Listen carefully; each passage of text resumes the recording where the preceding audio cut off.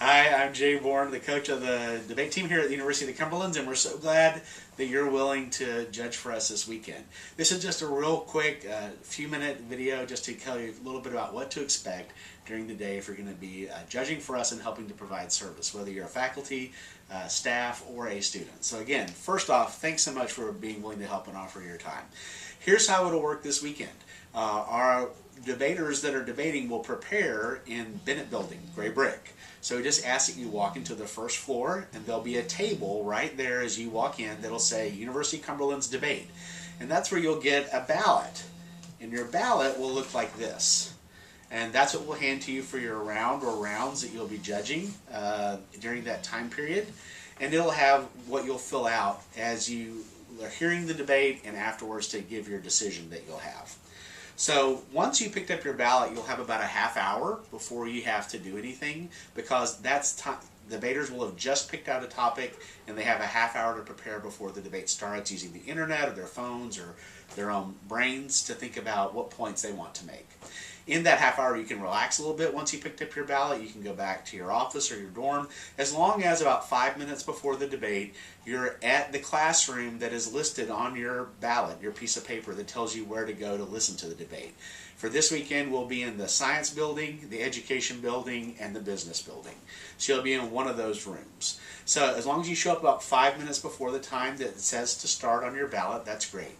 Students will come into the room that are debating. There'll be 2 students and you. There may be 1 or 2 people watching, but unless it's an elimination round, pretty much those classrooms will be vacant aside from you and the debaters. They should have their own timers to time their own speeches and know how long that they are speaking. Once you go in the room, they will sign up on the board. In other words, they'll put up parts here that say what side they're on and their name. That should match what's on your ballot so that you know you're in the right room and you have the right debaters. Sometimes they go to the wrong room.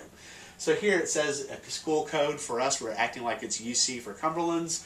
AF would stand for affirmative. They would be for the topic and then their name. Same on the negative, University of Cumberlands and their name. And then you would check that with your ballot to make sure it's the right debaters. And then somebody will write the actual topic they're debating up on the board exactly as it's stated for them, so that they can make sure they're debating the right topic and they're on the right side. And they may reference that topic several times during the debate itself. Once the debate starts, they should be operating on their own. They should time their own speeches. We'll have a couple extra timers if you want to take one in case it's needed, or you can use your phone. But they should use their own timers and devices that they have as the debate goes along. They'll take turns giving speeches. They'll each give 1 speech to start with, and then there'll be a 2-minute period where the other person can ask them questions about their speech, and they just trade back and forth a bit. Your ballot sheet on the back tells you how long each speech is and how much time it is, but they know that already and they know how to do that in time themselves. You don't have to guide them through that at all. Just tell them when the debate's ready to start. As the debate's going along, I encourage you to take some notes on your ballot if you want. There's an area that says what's the best ideas that either side had. The affirmative, speaking for the topic, or the negative, speaking against it. There's an area where you can put things you like that they did, and an area that they can improve. And then at the bottom would be a reason for a decision. Why did you decide you agreed with the person that was for the topic or against the topic? So at that point, just don't wait till the end of the debate to not write anything. Do it during the debate, and as the ideas come to you, it's fine to take notes, and they're expecting that. But when the debate's over, look over it overall and decide which debater you think did the better job. And then at that point, you would circle their side on the ballot, either affirmative or negative. You can also give them like a grade level, A, B, or C, on these different categories, like delivery, logic, or the reasons they had to support their idea, evidence they may have presented for it or support, how well they handled the cross-examination time. And then that's just a grade level, A, B, or C. Also give them points on either side. And there's a range underneath that. 40 to 36 is really good. Then it says 35 to 31 is above average. So just look at that and make up your mind. For us, there really isn't probably a reason we would go below 20 unless they were really mean to the other person or just had a lot of problems they really needed to work on. And so that would be a score. If there's a tiebreaker, they generally decide who advances based on their overall record over 6 rounds. But if there's a tiebreaker, they look at speaker points, and we also give out awards to people that speak well. Sometimes a person might speak great, but not win the round.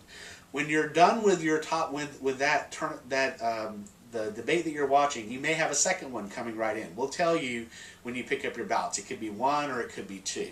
They take about 25 minutes. And then if there is another one coming, you might finish up writing the comments about the first debate as the first one's starting, the next one's getting ready to go.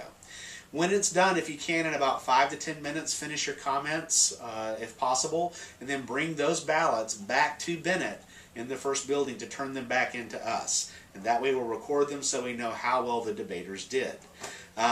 You shouldn't talk to the debate. You can say hi and pleasantries to the debaters, but you're not supposed to give them feedback as to how they did or talk to them about who you voted for and why. They'll find out later. So as soon as it's done, they might shake your hands or something, but then they should go ahead and go on to get ready for their next rounds. So there's no pressure on you to say how you voted and why right away. You can think about it for a few minutes after and write about it.